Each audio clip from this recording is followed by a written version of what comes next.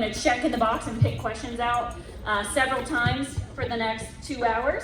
But then at 2:30 is when we're gonna start doing signing, and you can get a picture with Will and just get to meet him if you want. So we gave all of you postcards so you all have something to get signed if you want it. But that'll start at 2:30. We are asking for you to keep 3 item minimum for signing, just so we can get everybody to get signed. Minimum? What did I say? Item minimum. If you No, didn't I bring said what all I your said. books, You get get everything out of signed, here. people. He will sign your forehead, I promise. There are a couple people who brought their babies, so they can get them signed. Please I do don't that. think there's some HIPAA violation in there somewhere. We're not gonna deal with that. Anyway. What about merch? Y'all got stuff for us to buy and give y'all money? So, Nope. No. We got something for you to get for free, like the keychain. We just wanted and to the have a free present event. We wheel. didn't want to put any pressure on anybody to feel like they needed to buy something or anything. But Jeremiah, I don't care if you feel pressure. But if you do want to throw money at us, a Kickstarter is coming up very soon. Yeah.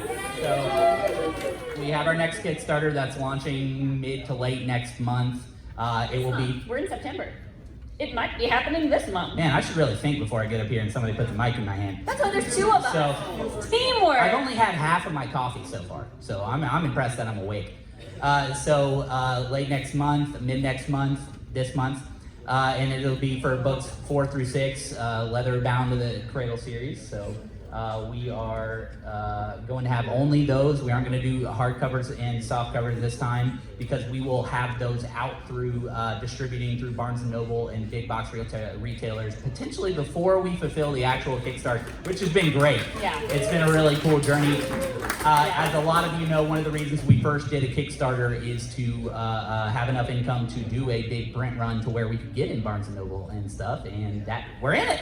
We're there. So we thought it was going to take multiple Kickstarters, and y'all knocked it out of the park, and it was like one time, and we're very impressed. Yeah, so one of the things we're sharing is you can now go to your local Barnes & Noble and request Unsold Soulsmith and Black Flame in your local store, and they will stock them. So we were so excited. We did the book signing a month ago and had like 150 people show up, which blew our minds. But they're selling a lot of books there, which is really cool at our local stores. But we're still not in all the stores around the country, so if you want to request them there, they will be able to get them in. So we're hopeful that by the end of next year, we can have all of Cradle available for Barnes & Noble. So that's what we're working towards. Finger crossed, knock on Yeah, wood. it was really cool. We thought it was going to be like a several years long process, and then we sold enough books that they were impressed, and they were like, let's bump up that timeline. We want to make some money, and that was great. It was really cool. So. Yeah, I mean, if you want to sneak it into Barnes & Noble, you go ahead. You do that. I Don't think let it your might dreams be confuse dreams. their system a little, of like where are all these books coming from? But no, we're excited about the Kickstarter. So like we said, there's going to be some changes because we're just doing the limited editions, but we've got some exciting add-ons we think will be fun for you guys we just had the badges last time. So there's a few other things we're excited to share. Yeah, but we got a preview with the keychains, by the way. Oh yeah, So that's a little, some of little those. preview. It's exciting. All right, I'm gonna go start sorting through some questions we'll have Will answer. So Sam's gonna do some tap dancing for you as we wait. Indeed. That is not happening. I did not bring my tap dancing shoes. I literally do not have tap dancing shoes. That would be really cool though. That's too much exercise for me. Buddy, I was going back in. I got distracted by Zeal and Mercy in the back. I was so excited. Like, they look great. I was super hyped. Yo, so many cosplayers. What the heck? This is Yeah, it was great. awesome. This is awesome. Yeah, I was really excited. I mean, our first cosplay was like Shara, and now you're Larry. That's probably true. Yeah, you spent a lot of time on that. Yeah, and then we saw Yaren at the signing last month. She was gonna come. She couldn't end up making it, but that was really cool too. Yeah. So it's been great. It was neat. Really cool.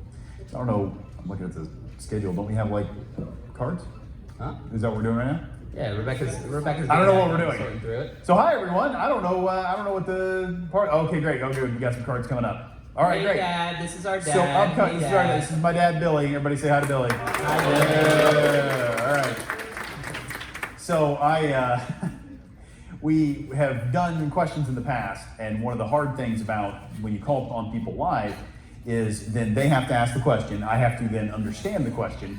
Then I have to repeat it out to the audience, and then so there's a kind of a telephone game answer that goes with that. There's also, of course, every once in a while somebody's going to be like, all right, well, I have a 7-part question, and question number 6 is 30 pages long.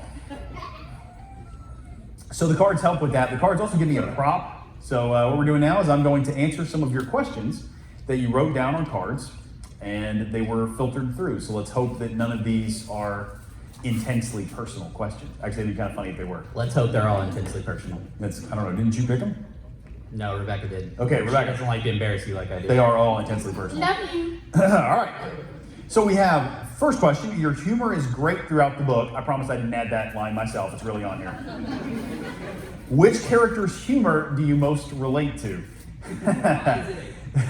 So the funniest thing about this question is that Rebecca has a great answer to it, and that is when I'm writing Ethan lines and when I'm writing Dross lines, Rebecca often comes in and is like, Will, this is just you.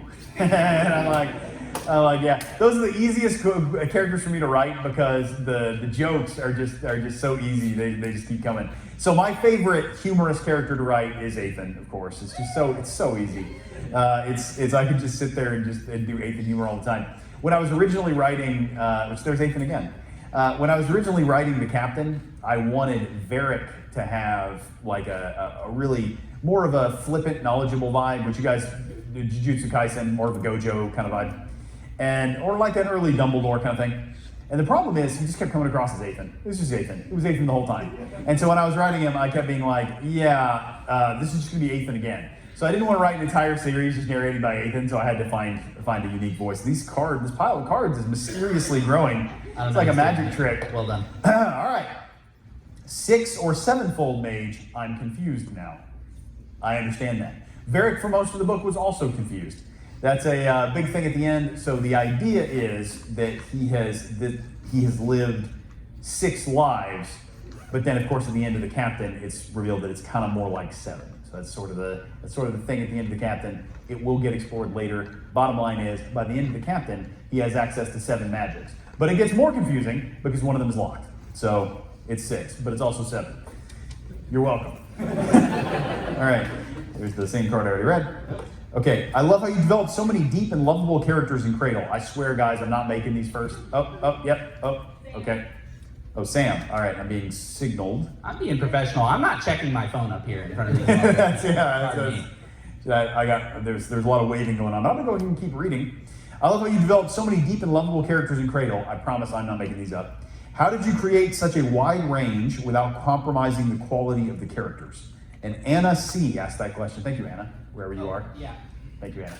So, if your question gets read, would you mind raising your hand? Because I'm going to toss Oreos at you. Okay, yes, great. Lovingly. Yeah, let's go. Yeah, Lovingly. we've got Oreos for people. So, all right. I So, don't have what's a great arm. What are the first 2 questions? Okay, so the first one was your humor is great. Humor and that question? was from Will because Yeah, all right, yeah. Yeah, over there. Okay. Fantastic. So we 6 got- or 7-fold mage. And then 6 or 7-fold mage. Got it. Okay, great. So we need Oreos to those people. I got it. Go. And then Anna's right over there next to the first question. So you got good 2 for the price of 1 right there. Yeah. Okay. So how do you create such a wide range without compromising the quality of the characters? One of the things that I like to do is I have always felt that economy of detail is very important. So I don't want to like go overboard. I'm gonna tell you a story. So when I was younger, I was reading The Stand by Stephen King. And the original version of that was like 600 or 700 pages long. And then when it became popular and became made into a movie and all that, then he came back and did his version that was 1,000 pages long. And he said, originally it was like 1,200 pages long, and I'm so glad the editor made me cut it down, but he made me cut it down too far, so I added stuff back in.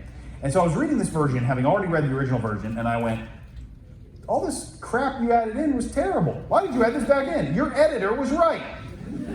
So I remembered this, and I went, okay, the problem is now he's going into depth in the characters. But what he's doing is, I graduated from high school, and when in high school, I used to play on the football team, and it's like, this dude dies because of a virus in 2 pages. Why am I finding out about his high school football team? So I've always used that as an example of character details that I do not like. So what I've been trying to do is how do I cram as many character details as I can without going into this is where they graduated from high school, this was their favorite TV show growing up, right? Like, so until I get into irrelevant, boring details. So I've tried to go, how do I be as economical as I can and go with creative, memorable, interesting characters. And so what I've really tried to do is, first of all, the emphasis is on entertaining characters. It's on entertaining, colorful characters. I love characters with a lot of personality. So then I go, now how do I communicate that in as few details as possible? So I think, all right, what details can I come up with that are really going to make these characters pop very quickly? So that's how I do it. That's it. I guess that's a brief. Hannah, over there. Oh, I feel like I'm missing one person. You Oreoed her. Did you deliver 3 Oreos? This is the perfect time to raise your hand and give. And just give her Oreos, yeah. If you could have any iron body, which would you want to have? This is going to be an unfortunate cop-out answer for me because I had one written down and I don't remember what it is. So, one of the things I do, and I genuinely do this because it's fun, in every new setting I write in to the setting details a little thing that in case any malevolent deity ever banishes me to this world, I'll be okay. So I have stuff for me on file with the Consultants Guild, so if I ever get banished there, I can use my name and get the stuff I have on file. It's all canon now. So because it's canon, if I get isekai, I'm safe, right? Okay. So I had one with the materials to make an iron body so that I could, but it was a boring one. It was one that was just like, yeah, healthy and you live a long time. That's it. I don't need to be fighting people. I don't want to go out and win any fights. As a matter of fact, all of this in Cradle is so that I don't have to fight. I can just hole up and live as long as possible. So it was something for just longevity and health because I don't want to go out and fight people because I would suck. Will there ever be a second Traveler's Gate trilogy? Good question.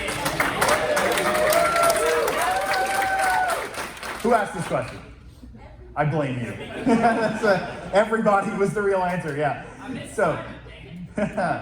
So, yes I will, I promise. I've been waiting to write a new thing for a long time, so I was really excited to write The Last Horizon. And probably what's next on my plan is to do Traveler's Blade next. And that's what I would like to do next, so that's my plan, but I promise nothing. These are not promises. Don't hold me to this. You will.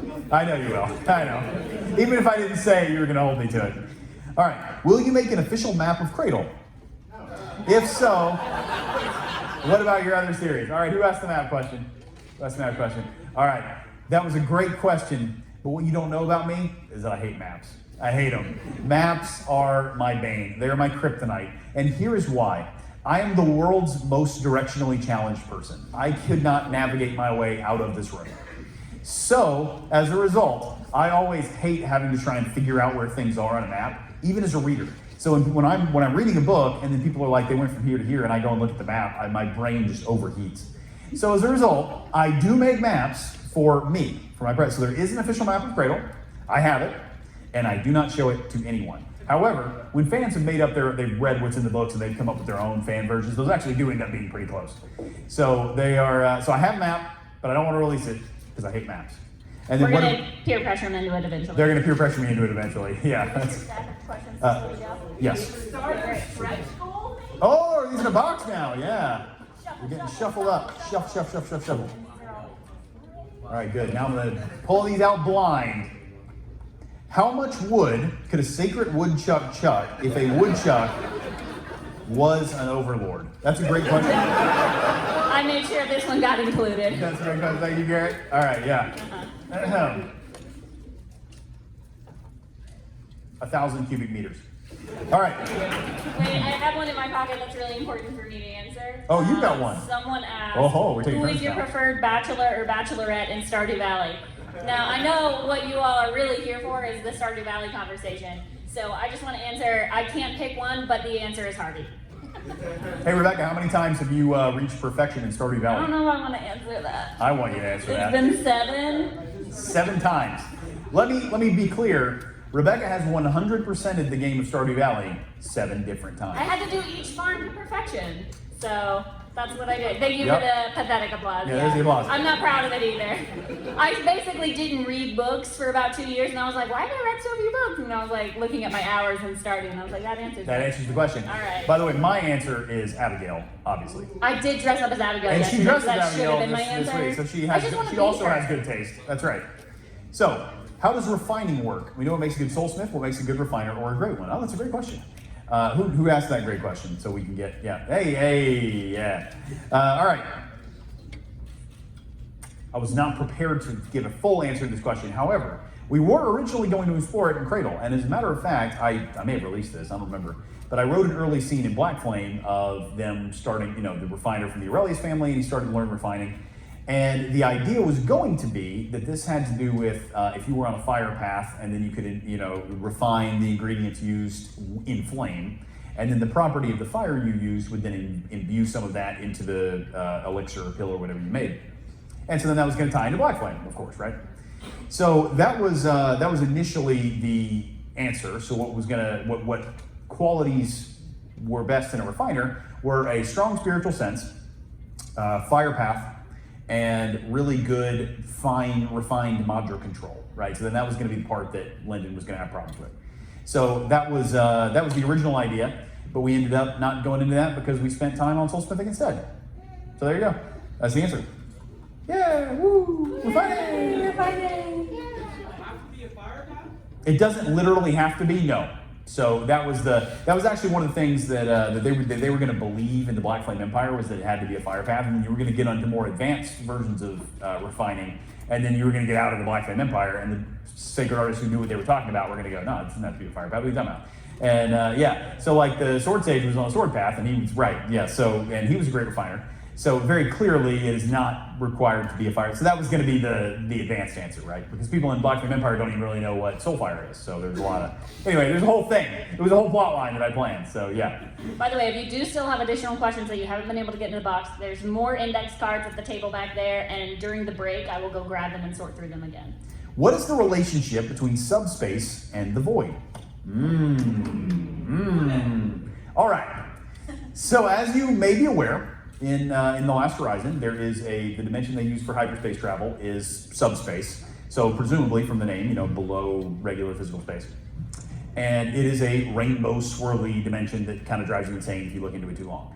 And then of course the void that the brochure used is this dark abyss that has these rainbow little spinning stars or whatever in it. And so you would reasonably expect there to be a connection between the two. And maybe there is. I like the rainbow swirly part. Yeah, the brief answer is they're not the same, but they are related. So there you go. Why is this not part of official DragonCon, and is there anything we can do to help? Aw, that was nice. Raise your hand. Who asked the question? Yeah, who was that last question Oreos. to? I missed that one. Hey, It's Terry Harry Dresden Dresden. in the back. Yeah, Harry Dresden asked that question. Why is this not part of official DragonCon? So, we love DragonCon. We've been going here for a long time. We really like the event. This is something that we love the people running DragonCon. We absolutely love DragonCon.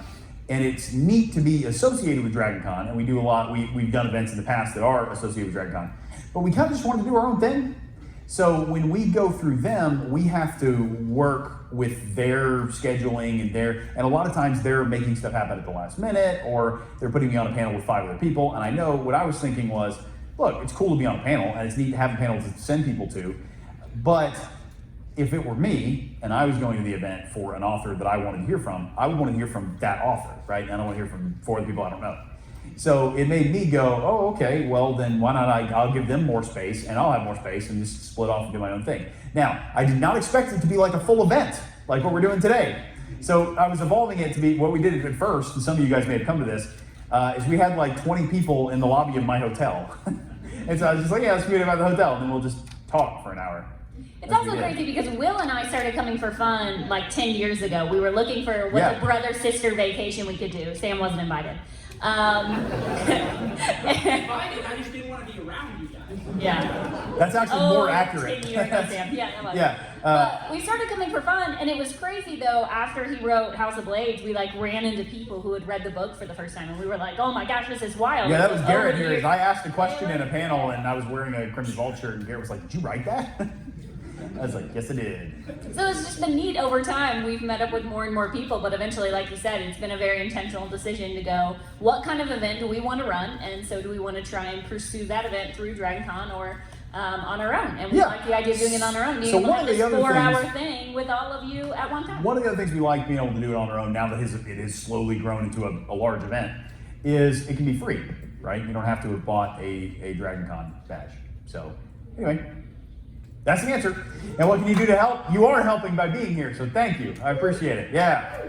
Thanks for coming, guys. Who became a monarch first? Little Blue or Old Man Orthos? That has not happened yet, so neither of them is the answer. And I suspect, by the way, that now they will not become monarchs because they have ascended, so they are now going to be using other magic systems. So probably they won't continue to progress in Cradle, but maybe they will. Who knows? You're supposed to know. Mystery. That was my attempt at maintaining. I don't think Sam's handing out Oreos. Are you handing out? I'm just getting Ooh. How can I send you a pallet of Oreos? yeah, all right. Yeah, You can just chuck all the ones we give you back. yeah, just throw them in my face. Yeah, please don't do that. Oreos hurt.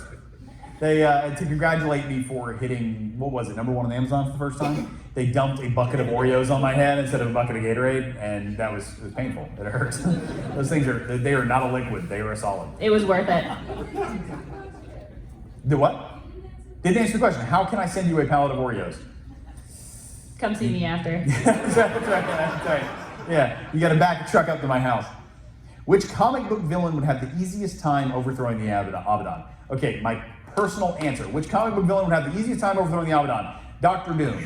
It's always Dr. Doom. That is always the answer. Dr. Doom is OP, and I'm here for it. Dr. Doom is the man. Dr. Doom.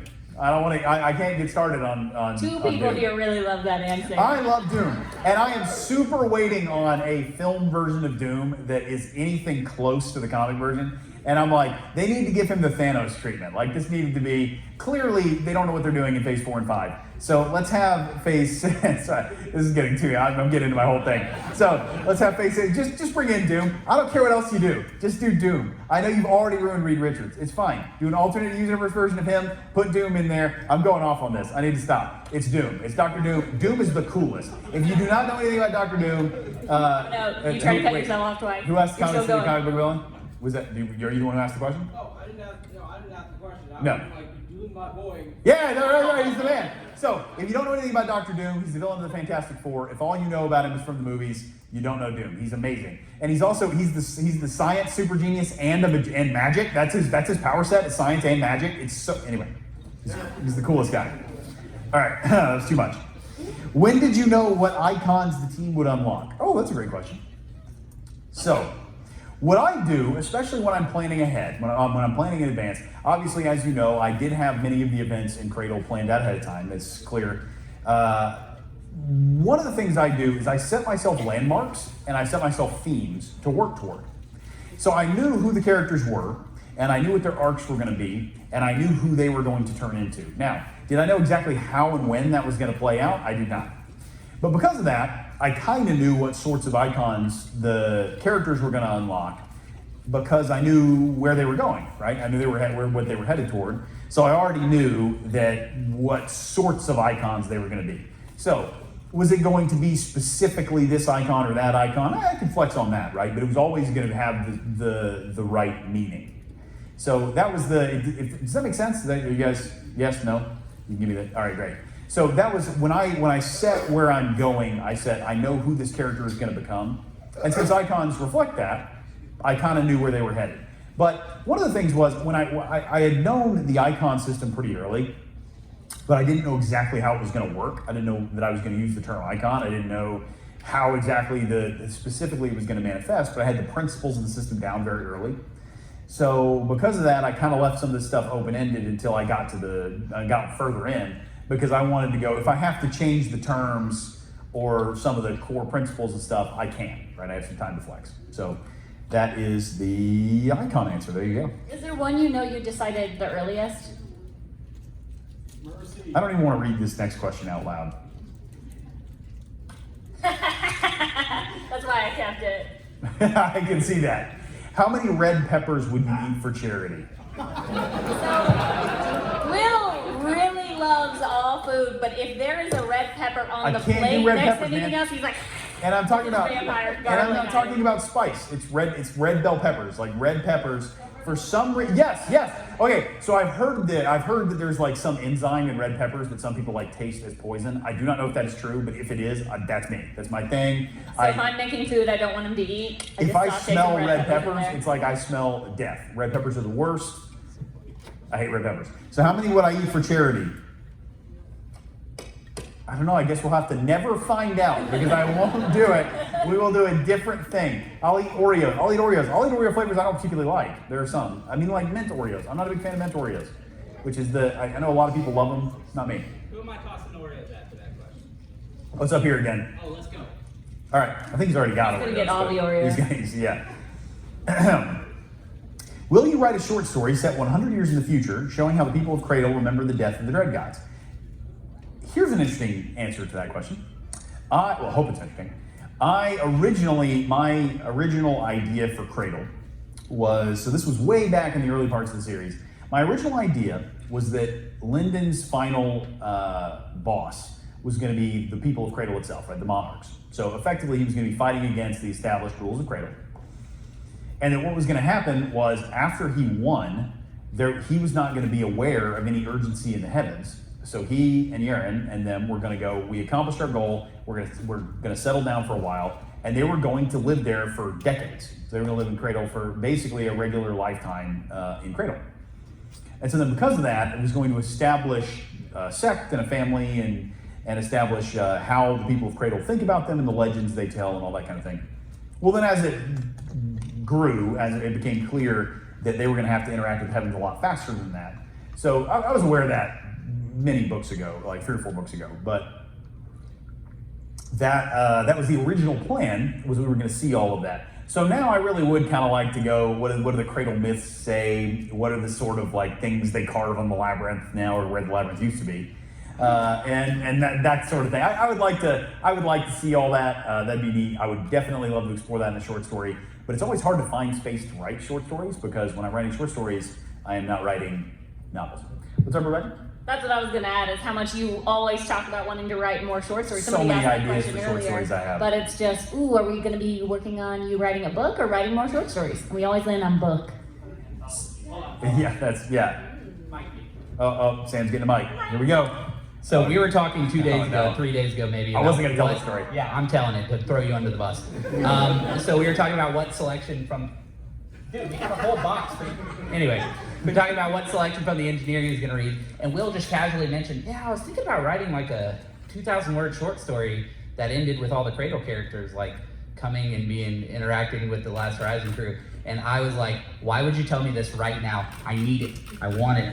You didn't do it. Yeah, I said it like yesterday, and so he was like, why would you tell me this after there's not enough time to do it? hard for that. So what I was going to do is write a scene from The Last Horizon, a fake scene that transitioned into all the Cradle characters showing up. So, and then that would have been fun, but I didn't do it. So, see, I wasn't going to tell you because now you're disappointed, and that's the problem. I thought we wanted to share our disappointment, so shame. Yeah, see, I would have enjoyed it. How many chairs could Orthos eat if left unattended, and how many would he eat? Peach asked that question. How many are in the room? That's another question. And how long is he unattended? See, these are the variables you've got to know before you do Orthos math. But these aren't wooden chairs, so I don't think he would like them as much, right? It wouldn't stop him. That's his great power. Actually, I have a story about that too. So, a friend of mine and I were trying to come up with what animal companion Lyndon needed. Because originally I was gonna have to be a black dragon, and then that's played out. So I was like, but he's still gonna be a black dragon because I want to have my cake and eat it too. So I was like, okay, so then what else is what's he really gonna be, right? So we were going through, I tried all these different animals, and I pitched turtle, and he really liked turtle. And so I was like, well, let's try some other stuff. And then, but I ended up being convinced. I was like, look, turtle's a good idea. It's fun. It's a nice little, it's funny animal, and it really ties into dragons, right? And then he was like, he should eat rocks. And I said, why? And he said, it would be funny. And I said, okay, I don't really get it, but I'll do my best, and I'll write a draft and then eating some rocks, and then we'll just see. Because I told him I needed a behavior that would set him apart and something he would do. And so then I wrote it out, and I was like, dang it, you were right. I really liked the eating rocks thing. And this is why Devin has books dedicated That's to right. This is why Devin has books dedicated to him. All right. If Varric was able to choose one of his lives to live out, which would he pick? Ooh, that's a good question. All right, so let me go. All right. So if he was able to choose one of his lives to live out. All right, you gotta give me a second. I'm thinking. The one with bunnies. Yeah, so it probably would be, if he could go back and change something in the life, it would probably be the knight, the life with as a Titan knight with Ryan, because the friendship, because then he really wants to undo the moment where he left Ryan to go fight alone. So that's if he could do that. If not, if he's just going back and kind of picking up where he left off, he could very easily go back into the pilot life, the one with Omega, and just he's like, yeah, you know, I can just as long as I can avoid my execution. That's just kind of a secret, you know, a government civil war. He can just stay out of it, right? He's like, I can't make a difference. I'm gonna stay out of it, and I'm gonna live my life like a normal person who's unaware of the secret organization taking over the galaxy, right? So that's the one where the galaxy, you know, his planet doesn't get eaten. So there you go. Oreos. Woo. I don't know what to do with this. These are the wrong. I was about to go back over all the other questions. Okay, here we go. What is the origin of Will's existence? Well, our parents are in the room, so. That was a better answer than what I was going to come up with. That was good. Yeah, that was good. That was better. Where is Off Kameth now? Ooh. I picked this one because I was excited for the answer. Oh, am I supposed to answer? Like, am I supposed to give him a real answer? Yeah. Okay. That's the real answer. So where is Off Kameth now? He has run off to hide and regain strength in order to wait and observe, and then he's going to find a world to enter that he feels is sufficiently unguarded now that the Abaddon are restructuring. So he's waiting for Abaddon restructuring to look for vulnerability. Yeah? Who knows? Who knows? No one knows. How old is Claudia? I do not have an answer. I'm sorry. This specific numerical questions are not off the top of my head questions. I can't. So how old is he say 2,000 eyes? Yeah, definitely older than that. But 416. I don't know. These are things that I would have to like pull out my laptop and look up the character file to answer. So I don't know. Yes. How much stranger is a class 1 fiend versus a class 2 fiend? Oh, how much stronger? I said stranger. Stronger makes a lot more sense. So how much stronger is a class 1 fiend versus a class 2 fiend? If I remember my classifications correctly, an unclassified fiend is the bottom. So you have, these are like Elder Spawn from Elder Empire. They're just like little crawly things. Class 5 is something that you would call an Elder in Elder Empire. So it's something that's like, it's got some real power to it. It actually does warp reality in some way. But it's not something that somebody with any real power is going to be afraid of. Class 4 is where they start being like a real threat. So class 4 fiend is a real threat. You usually start needing Abaddon intervention to deal with these guys. Class 3 is then they're above that, and then class 2 is where you normally need judge intervention. So or high level Abaddon intervention. So the idea at the end of Cradle that Lyndon is fighting a class 2 fiend, he is pushing it out of the world so that he can face it with an entire team. He is not alone a match to actually beat a class 2 fiend. So that's the idea there. And then a class 1 fiend are the ones that are a serious threat to existence, and they require a real combat capable judge or a full mobilization of the Abaddon, like you need Azrael or you need Raziel or you need Machiel, or you need just like the whole organization's resources to deal with. So that's why they locked them all in Asylum as much as they could. So there you go. That's the kind of off the cuff answer. Thank you for getting me into cultivation stories. You're welcome. Are there any references from other tales in Cradle? Yes, so many. My God. Are there any references? Yes, a lot. Boy, it is hard to even. Man, off the top of my head, any references to Cradle?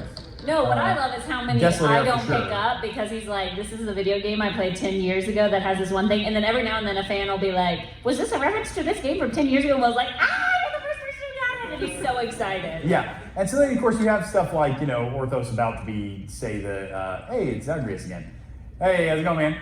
So it's, you have stuff like Orthos about to say the Conan the Barbarian thing, and you have more obvious references like that. But yeah, there were some more subtle ones. I know there's got to be one for Desolate Era. There's probably some for, man, I'm blanking on so many. It's hard when I get asked this question and not. Hyperbolic time change. Oh yeah, of course. Okay, yeah, you're right. That's true. Yeah, hyperbolic time chamber, clear reference. Yeah, there definitely are some references. It's just hard to think of them off the top of my head. I'm sorry, but yes, there are a lot. Because when I usually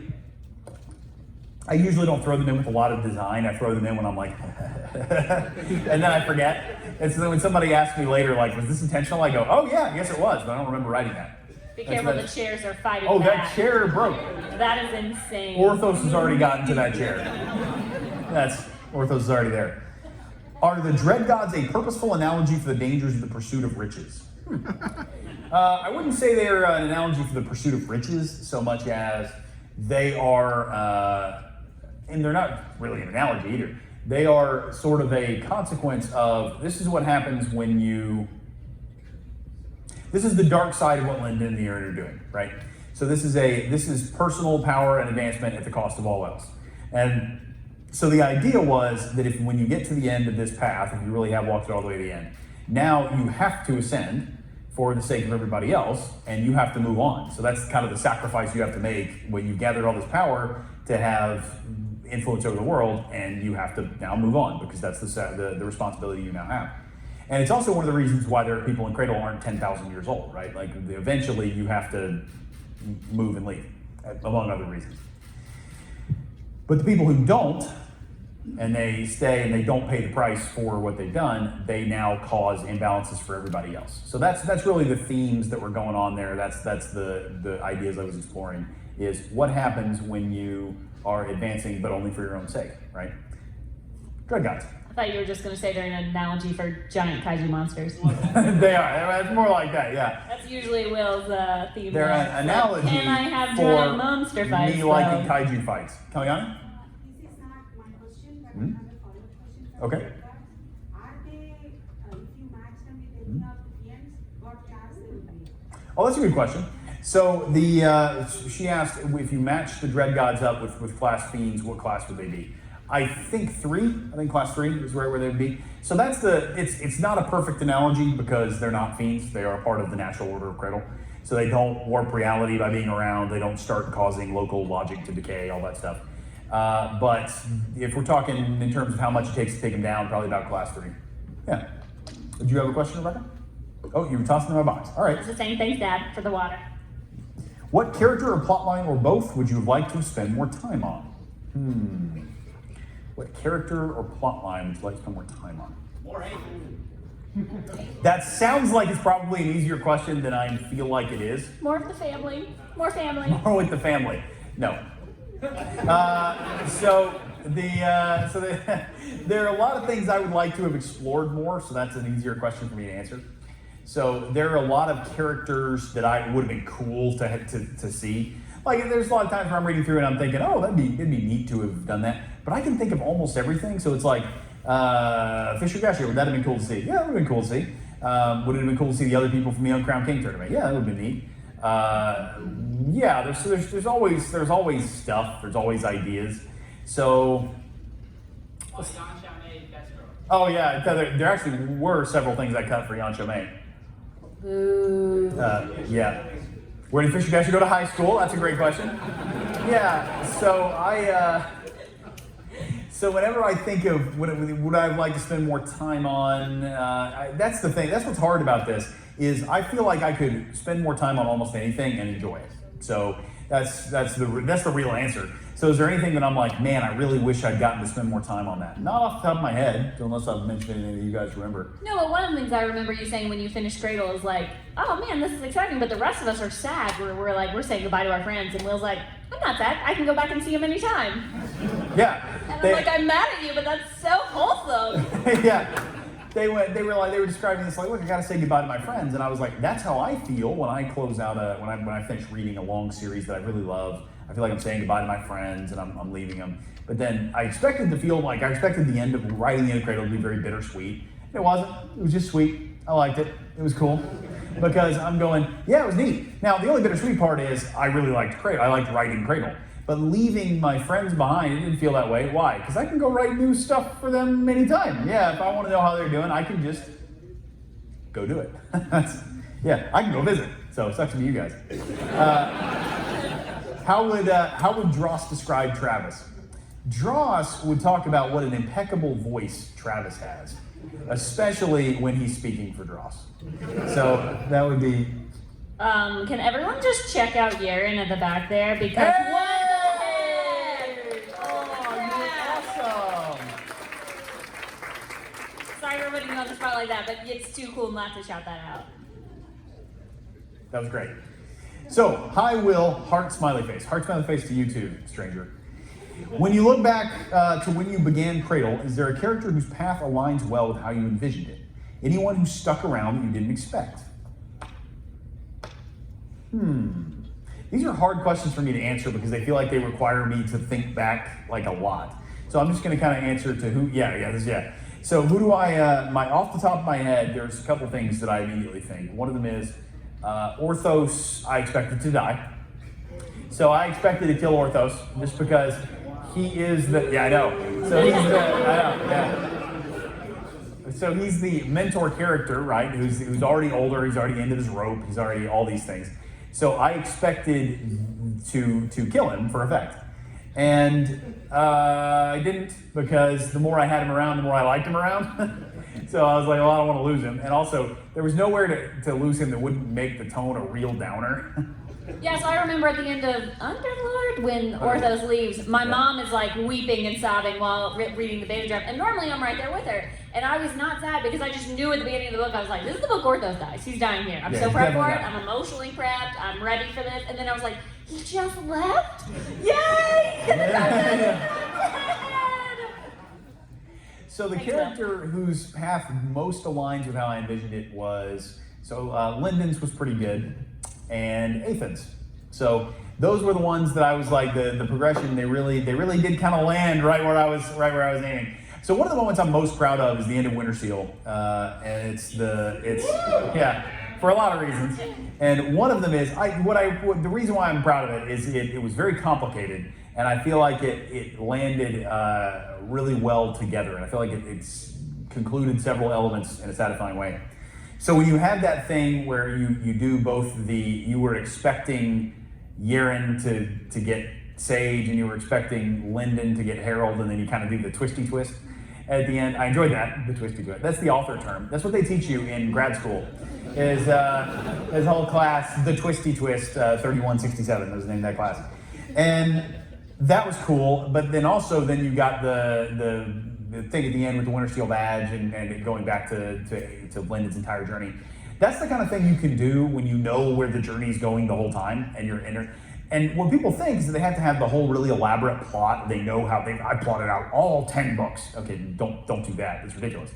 But you do want to know your characters really well and know where they're going really well in terms of knowing the person they're going to evolve into. So when you know that, you can do little things 8 books in where you get to then call back to the beginning because they were on the same journey the whole time. And then, of course, Athan, the end of book 10, I was waiting to do for a long time. And I wanted to do that as early as like book 4. And every book, I'm like, nope, gotta hold off, gotta wait. Especially because I didn't want to lose Athan. So, so that was sort of an indirect answer to that question. Yeah. Didn't you also mention... Amy? Yeah, I did it. I don't remember most people's names, but every once in a while, I get it right. Didn't you also mention that Larian is one of those characters who you weren't going to have her in as many scenes as she was in, and then everybody loved her random things with Yeah. It's like one of the best jokes. So that was the funny thing is a lot of these people at the beginning, I knew they were, when Suriel's showing Lyndon the powerful people in the world, I'm kind of just making them up when I'm writing that scene. So I knew the level of power they were at and then where they were in the world. But then, like, who they were, I was like, let me make them cool for the scene. And then Larian was the one that I was like, I want her to just, like, kind of be like a regular person. And then they're hyping her up, like, an army couldn't scratch her armor. And she's, like, slumped over on a table. So I thought that was fun. So, yeah, that was one of the answers. How did Lyndon bring the labyrinth with him? With great care and delicacy. So the answer is Lyndon spent a long time extending his control of the spatial authority around the labyrinth until he could. One of the keys to why the labyrinth allows global teleportation is that its authority counts as one location no matter where it is in the globe. And so because of that, he was able to manipulate it as one object. And that is, of course, Very difficult to grab it and separate it and take it with you, even for a monarch. But he had a long time to work on it, and so eventually he managed to do it. So there you go. That's the answer. You deserve some more. The cards are getting shuffled. Oh no! It's my dramatic music. Is the Legomorph contract summoning magic in general or rabbit magic? I like that. I like that question. It's however Travis reads it. Yeah, it's however Travis says it. Yeah, rabbit question. All right. So the Legomorph contract is summoning magic, but it is a specific kind of summoning magic that is rabbit summoning magic, and that works differently than a lot of these other magic types that I kind of have said work like a pyramid. In this particular case, you learn to summon individuals, and then that sort of specifies. And so if you stick with a specific theme, so you're rabbit summoning, and then you get to summon different rabbits that are kind of around rabbits themes. So it's stuff that rabbits are good at, right? So speed, and multiplication, luck, these are things that rabbits are like known for. And so therefore you get summons that kind of exemplify these different aspects of rabbits. And if you specialize, then you end up getting to summon more things than other people do. So that's how it works. That's a little specific. And it's a little bit more explored in the engineer. I should probably add another scene exploring it more in depth. You got a whole series. But it's All not right, in there right we're now. going to answer a few more questions, and then we're Okay. going to take another 10-minute break, and then few we'll more. All right, come so I'm back gonna for grab one more 3. Q&A session. So if you Okay. do have more questions, you'll have a chance to add them. Well, here we go. Is the subspace drive in the Last Horizon the same as the void travel drives in Cradle?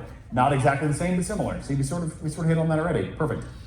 What exactly was Ethan's plan if he'd never been forced back as Osriel? How would he have handled ascension in proximity to the rest of the court?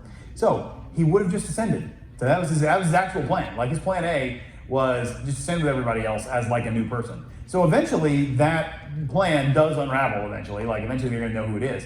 But his entire thing is, by the time that happens, they're going to be powerful enough and established enough that he can make this work with the rest of the court can't say anything, right? What are they going to do? So that's it's the ultimate ask forgiveness, not permission thing. By the time they find out, it's too late. I've already did it, so I don't need your permission at all. So that was plan A for real. Yeah. Who has that? Who asked that? Yeah. I'm around for the bit. How many different ideas did you go through for the gang intervening in Otherworld as executors, and are any that you liked and threw out? All right. So at the end of Waybound, we get a scene with the characters going into different worlds and intervening and being the interdimensional police. How many different ideas did you go through? There are no extras. I knew exactly where I wanted them to go. So here's what I did. I want Mercy to go into this world that is effectively like a Dark Souls type thing, where it's this bleak Elden Ring sort of thing, where the entire planet is blighted and you've got to choose between undead, self-replicating undead, and the suns that burn the surface. And then she's just like, no.